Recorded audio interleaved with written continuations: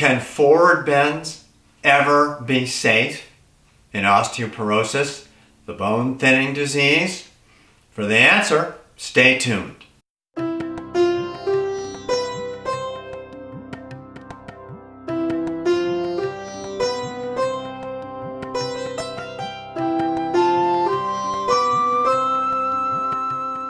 Many experts recommend that people with osteoporosis, a serious thinning of the bones that puts people at risk for fractures, including the more dreaded hip fractures and the less serious but also worrisome spinal compression fractures.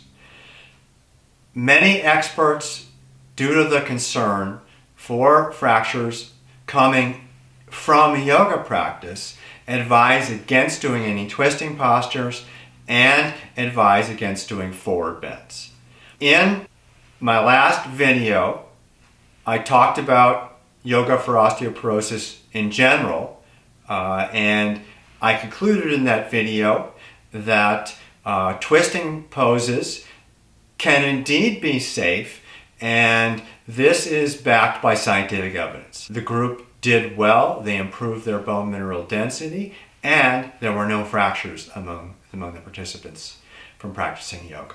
So we have scientific evidence that indeed twisting postures can be safe. But Dr. Fishman, who initially in his first study had included forward bends, and by the way, the people who did them had no problems in that study, although it was a small study, when he followed up with a larger study, by then he had decided to remove the forward bends from his sequence. Now the reason he removed them was some research coming out of the Mayo Clinic. Now what they had found in that research was that people who included forward bends in their yoga practice were more likely to get compression fractures of the spine. But I don't think that research is the be-all and end-all, and I'll tell you why. First of all, in no way did the researchers control for the quality of the forward bends the students did. And I believe there are poor ways to do forward bends that put the spine under a lot of risk, and safer ways that I believe the risk is much, much less. Secondly, there is no way to get through life without doing forward bends. You need to do a forward bend to tie your shoes.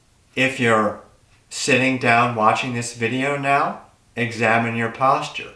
Odds are you're in a forward bend. You're probably tucking your pelvis. You'll probably have your shoulders a little forward. Your head may be forward of your spine. The reality is most people spend most of their waking hours in forward bends, whether they're sitting in a chair, relaxing on the couch, sitting at a computer, texting on their phone, watching television, whatever it might be. Almost everybody does all those activities in forward bends. So you can't really avoid forward bends unless you're incredibly vigilant all day long.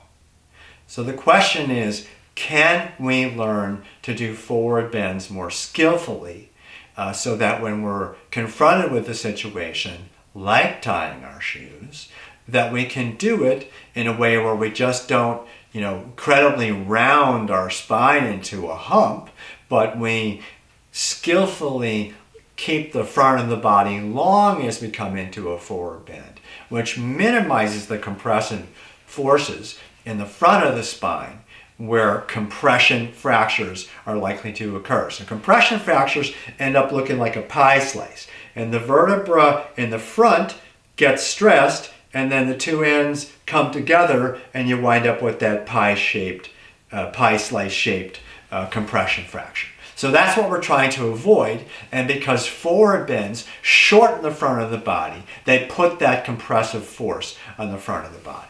So what I'm going to show you a little bit ahead in this video is an idea for mostly keeping the front of the body long and learning to do a skillful forward bend in that position that I believe does not unduly stress the spine. There's another problem, is that many people can't help but use their arms to kind of pull themselves or even crank themselves more deeply into the forward bending posture. I personally think this is a bad idea for everyone, but particularly bad for someone with osteoporosis, because just doing that can put tremendous force on individual vertebrae and potentially cause problems. So please don't do that. As with any other pose, you want to balance effort and ease, not straining too hard. You want to keep the breath smooth and regular and slow as you can comfortably maintain. Those are general safety tips that also work in osteoporosis. I'm going to demonstrate a safer way to come into forward bends. I'm going to have my hands on the waist, because when you have your hands overhead, that creates more weight and can be more taxing to the spine. So if you've got serious osteoporosis, you probably want to do it with the hands on the waist. If you're trying to strengthen your spine, then having the hands out over the head can stress it in a good way and help the bones grow stronger. So hands on the waist, I'm going to put a slight bend in the knee just to ease the forward bending. And what I'm going to concentrate on doing is keeping the front of the body long during the forward bend. So really what I'm doing is hinging at the hips, front of the body long, which is kind of protective against compression fractures. So then with an exhalation, hinging at the hips. But the spine is in neutral. I'm maintaining as much as I can a normal lumbar curve and a normal cervical curve.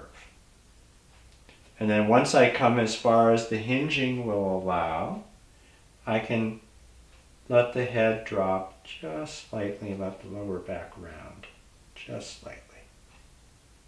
Then to come out on an inhalation, I'm going to reestablish the lumbar and cervical curves. And then come up in that neutral spine. So one more time. Exhale.